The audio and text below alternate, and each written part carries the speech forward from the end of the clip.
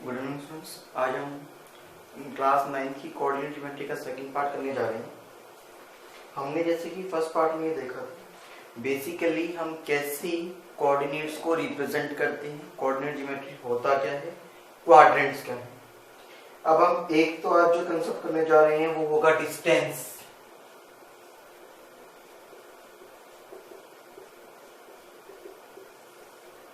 ठीक है, तो मैं सबसे पहले आपको समझाने से पहले आपको ये पता है, जैसे कोऑर्डिनेट ज्योमेट्री की बात हो रही है हमारे पास,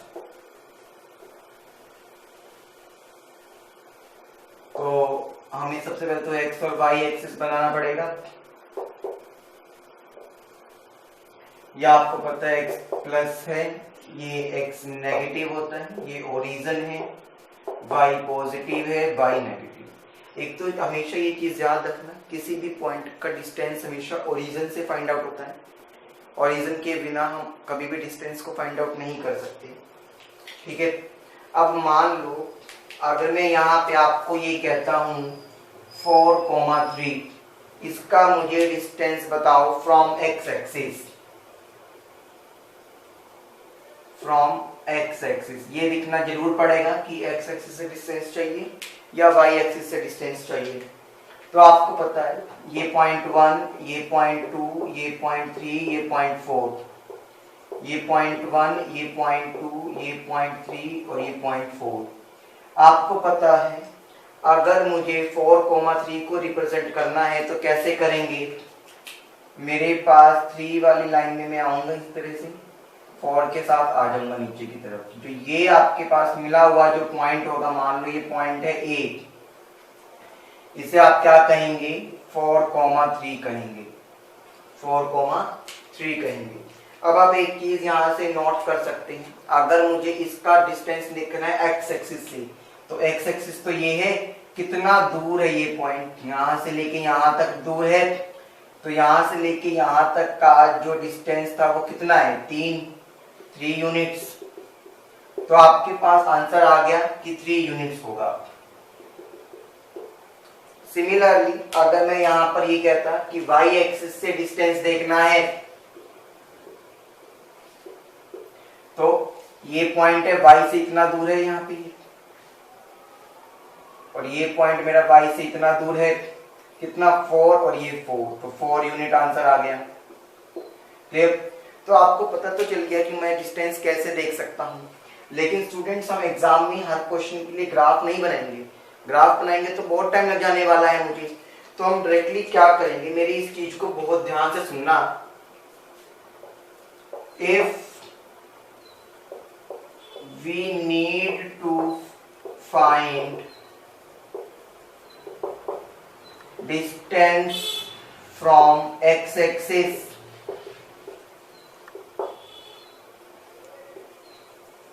answer is point of y axis, point of y axis. यानी कि जो वाई एक्सिस का पॉइंट है वो सीधा आंसर। अब एक बात बताओ, यहाँ पे वाई एक्सिस का पॉइंट 3 था, एक्स एक्सिस से डिस्टेंस देखना तो आंसर क्या था, 3। Similarly if we need to find distance from y axis, अगर मुझे वाई एक्सिस से देखना है तो आंसर आपके पास क्या होगा, पॉइंट ऑफ एक्स एक्सिस। उल्टा हो जाता है बस, पॉइंट ऑफ एक्स एक्सिस। देख लीजिए, वाई एक्सिस से देखना था, वाई एक्सिस से कितना आया था, 4 यूनिट आया था, और 4 यूनिट क्या था, एक्स एक्सिस का पॉइंट था आपके पास। ठीक है, तो इस तरह से मैं क्या कर सकता हूं स्टूडेंट, अपने डिस्टेंस को मेजर कर सकता हूं। हर एक क्वेश्चन में ये मेरे दोनों रूल्स वैलिड रहेंगे। इन दोनों रूल्स को बहुत अच्छे से ध्यान से देखना। आपको किसी भी क्वेश्चन के लिए ग्राफ बनाने की जरूरत नहीं पड़ेगी। ऐसे क्वेश्चन में जनरल स्टूडेंट्स कहते हैं कि मुझे सिर्फ ग्राफ नहीं मिला इसलिए मैं क्वेश्चन नहीं कर पाया, ऐसा नहीं है स्टूडेंट्स वाला। ठीक है, चलिए फिर आपके पास एक बहुत ही अच्छा कंसेप्ट आता है इमेज का।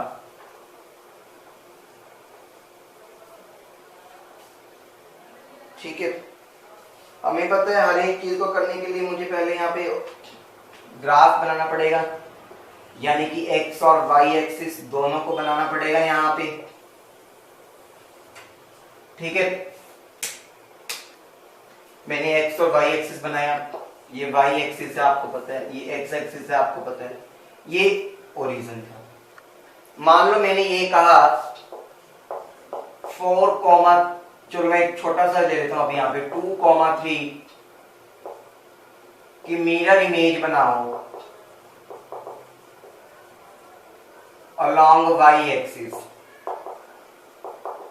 y एक्सिस के along मिरर इमेज बनानी है। तो सबसे पहले तो मार्क करते हैं, ये पॉइंट 1, ये पॉइंट 2, ये पॉइंट 3, ये पॉइंट 1, ये पॉइंट 2 और ये पॉइंट 3।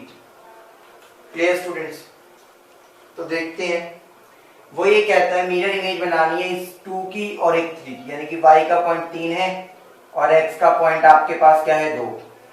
तो ये पॉइंट आ गया, ये पॉइंट क्या था 2,3 which is the mirror image. Not हमें इसका तो मिरर इमेज फाइंड आउट करना है, ये तो गिवन पॉइंट है। अब मिरर इमेज का मतलब क्या होता है स्टूडेंट्स, वो बहुत ध्यान से सुनिएगा। मिरर इमेज का मतलब आपके पास ये होता है स्टूडेंट्स, बिल्कुल इसका कॉपी दूसरी तरफ, ये y एक्सिस है तो इसका कॉपी यहां पर हो जाएगा। मैं y एक्सिस की बात कर रहा हूं। तो क्या करेंगे, आपको ये पता है स्टूडेंट्स, ये वाला पॉइंट होता -1, ये होता -2, ये होता -3। यहां पर भी 2 का डिस्टेंस, यानी कि मेरे पास 1 और 2, तो मिरर इमेज में यहां चला जाऊंगा, यही वाला मेरा पॉइंट सेम रहेगा क्योंकि मैं y एक्सिस के अलोंग जाऊं। तो आपका मेन रूल क्या हुआ, अगर मुझे y एक्सिस के अलोंग जाना है, y एक्सिस के अलोंग जाना है तो y का पॉइंट चेंज नहीं होएगा, x का पॉइंट चेंज होगा। मान लो ये पॉइंट a था तो मैंने इसे a डैश माना, इसके कोऑर्डिनेट्स क्या आएंगे -2,3। ये चीज क्लियर हो गई। ये मेरे पास इमेज आ गई y एक्सिस के अलोंग। ठीक है, अब मैं इसी की इमेज बताता हूं।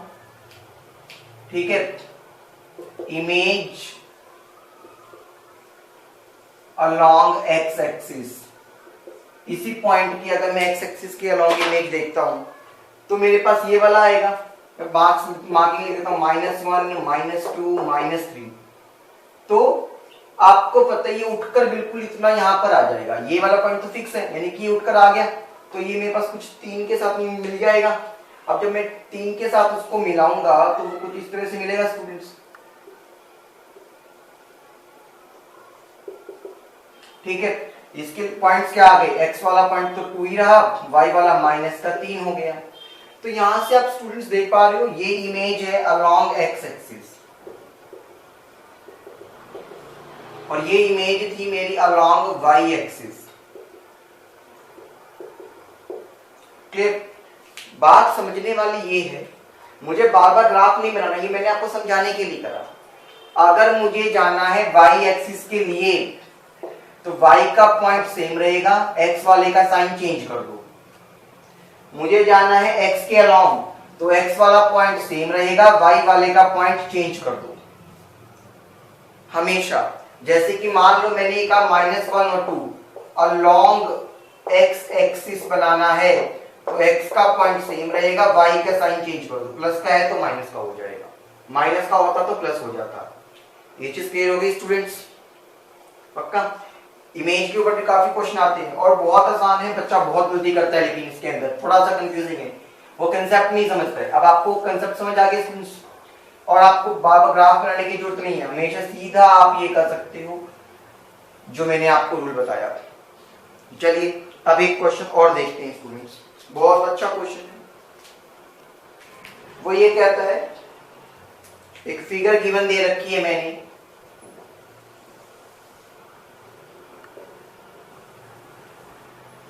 नाइन्थ क्लास की कोऑर्डिनेट ज्योमेट्री के अकॉर्डिंगली ऐसे ऐसे क्वेश्चन हम करेंगे जिससे बाहर कभी क्वेश्चन पेपर में पूछा ही नहीं जा सकता।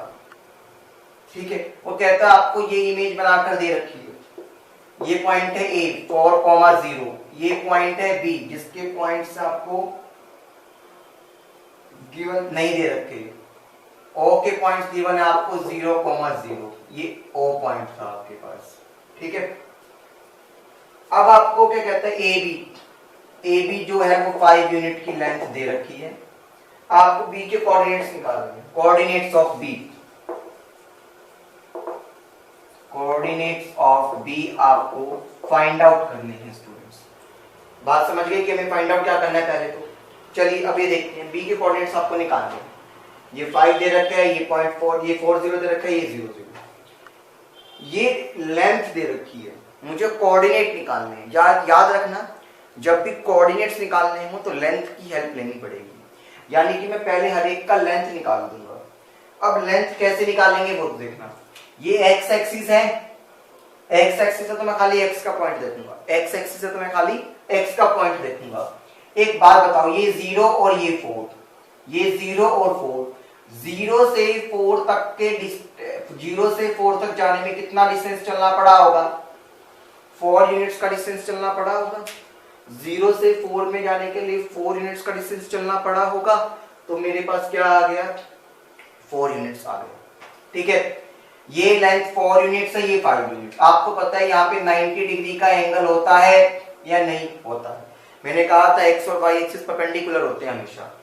मैंने अब यहां लगाया इन ट्रायंगल BOA, इसके अंदर मैंने क्या लगाया आपको? Pythagoras theorem, applying Pythagoras theorem, Pythagoras theorem. अभी देखिएगा स्टूडेंट्स, पाइथागोरस क्या कहती थी? Perpendicular square plus base square is equals to hypotenuse square. Hypotenuse हमेशा क्या होता है? 90 डिग्री के सामने वाला, वो क्या है? 5। तो यहाँ पर क्या आएगा स्टूडेंट्स? 5 का स्क्वायर। बेस आपको पता है यहाँ पे OA है, परपेंडिकुलर यानी कि OB आपको नहीं पता। OA कितनी दे रखी है? 4 का स्क्वायर, 5 का स्क्वायर 25, 4 का स्क्वायर 16, ये उधर जाके माइनस हो गया स्टूडेंट्स, कितना आ गया? 9। OB की वैल्यू क्या आ गई? √9। तो कितना हो गया डिस्टेंस? 3 यूनिट्स। आपको स्टूडेंट्स कहेंगे सर प्लस माइनस, अगर प्लस माइनस है भी तो डिस्टेंस हमेशा प्लस होता है। क्लियर? तो मुझे पता चल गया कि जो OB की जो लेंथ है वो 3 यूनिट्स है। अब ये y एक्सिस है, तो y के ऊपर आपको पता है, y के ऊपर आपको ये पता है कि x का जो पॉइंट है वो 0 ही होता है। y पे x का पॉइंट तो 0, तो इसके कोऑर्डिनेट्स में x तो 0, y कितना आएगा? 0 से 3 चलाना, क्योंकि 3 यूनिट्स का डिस्टेंस है, तो ये 3 आ गया आंसर। तो कोऑर्डिनेट्स ऑफ b क्या हो जाएंगे? 0,3। Clear students? पता चल गया हम ये कैसे कर सकते हैं ऐसा क्वेश्चन। अब एक क्वेश्चन और देखते हैं स्टूडेंट इसी के बिहाफ पे, ऐसा ही क्वेश्चन।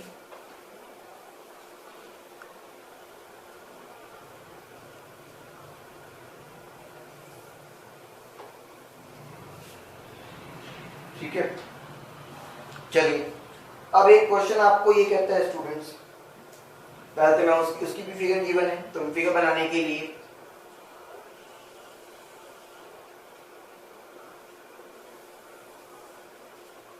ये y एक्सिस है, ये x एक्सिस है, आपको पता है ये ओरिजिन होता है आपका। कहते हैं यहां से एक लाइन आ रही है, एक लाइन यहां से आ रही है, दोनों एक पॉइंट P पे मिलते हैं। ये वाला पॉइंट Q है और ये वाला पॉइंट R है, ये आपको गिवन दे रखा है। ठीक है, कहता है PQR एक ट्रायंगल बन रहा है, और ये ट्रायंगल क्या है? इक्विलेटरल ट्रायंगल है, ऐसा उसका कहना है, मानना पड़ेगा फिर हम वो कहता है। तो R के जो कोऑर्डिनेट्स है वो दे रखे हैं 0,4, 0,-4। Q के जो कोऑर्डिनेट्स हैं वो 0,4 दे रखे हैं। आपको P के वर्टेक्स यानी कि P के कोऑर्डिनेट्स निकालने हैं। अब बहुत ध्यान से सुनना स्टूडेंट्स, डिस्टेंस में माइनस प्लस कुछ नहीं आता, डिस्टेंस के अंदर आपके पास माइनस प्लस कुछ भी नहीं आता, ये तो चीजें याद रखिएगा। आपको ये पता है अगर इक्विलेटरल ट्रायंगल है तो QP, ये पूरा है ना ट्रायंगल, तो PQR, QR और PR तीनों आपस में इक्वल होंगे, क्योंकि इक्विलेटरल ट्रायंगल आपको गिवन है। ये ओरिजिन था, ओरिजिन था ये, तो आपको पता है ये 0,0 होगा पॉइंट। यहाँ 90 डिग्री का एंगल भी बनता है आपका हमेशा। समझे? मैंने क्या कहा था, लेंथ के ऊपर चले जाया करो जब भी आपको कोऑर्डिनेट्स निकालने हो। तो देखो यहां से लेके यहां तक का डिस्टेंस क्या आया होगा, 0 से 4 तक आया तो 4। मैंने क्या कहा, माइनस नहीं देखना, 4 तक ही आया ना तो 4 ही लिखूंगा। डिस्टेंस तो आप उतना ही चल रहे हो 4 यूनिट, चाहे वो माइनस की डायरेक्शन में चलो चाहे पॉजिटिव की डायरेक्शन में चलो। ऐसे आप इधर की तरफ जाएंगे तो 0 से 4 की तरफ, तो ये भी 4 आ गया। तो मुझे एक चीज क्लियर हो गई यहां से कि QR जो कंप्लीट है वो आपके पास 8 यूनिट की होगी, यानी कि जो तीनों साइड्स आनी चाहिए वो 8 आनी चाहिए। अगर ये 8 है तो ये भी 8 होना चाहिए और ये भी 8 होना चाहिए। मुझे ये तो बात क्लियर हो गई, मेरे पास ये लेंथ आ गई। लेकिन अब इस लेंथ से भी मैं यहां पर नहीं निकाल सकता, क्योंकि एक चीज याद रखना, कोऑर्डिनेट्स अगर एक्सिस पर हैं तो परपेंडिकुलर डिस्टेंस चाहिए। मुझे कौन सा डिस्टेंस चाहिए, परपेंडिकुलर डिस्टेंस चाहिए। अब मैंने एक चीज करी स्टूडेंट्स, इन ट्रायंगल QOP दिखाई दे रहा है, ये वाला ट्रायंगल 90 डिग्री का एंगल है। QO का स्क्वायर प्लस में OP का स्क्वायर इज इक्वल्स टू में QP का स्क्वायर होगा पाइथागोरस के अकॉर्डिंगली।